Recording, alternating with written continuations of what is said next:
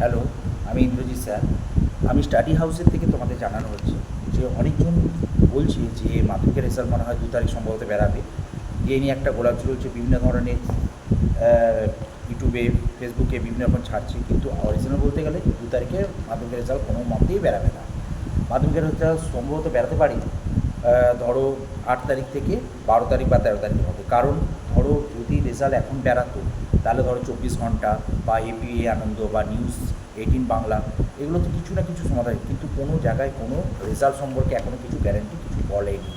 ফলে আমরাও আশা করা যাচ্ছে যে রেজাল্টটা মাধ্যমিকে বেরাতে পারে ওই 8 থেকে 13 তারিখ, 12-13 তারিখের মধ্যে সম্ভবত বেরিয়ে যেতে পারে। তার এক সপ্তাহ পরে উচ্চ মাধ্যমিকটাও বেরাবে।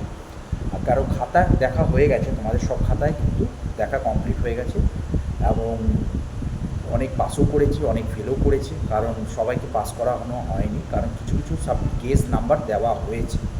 কেস দেওয়ার মানে কি, যারা ধরো 27 পেয়েছে তাদেরকে 3 দিয়ে পাস করে দেওয়া হয়েছে, কিন্তু যে সবকেই পাস করানো হয়েছে, যারা লিখতে পারেনি তাদেরকে পাস করানো কোনো মতেই বোর্ড পারবে না পাস করাতে হয়েছে।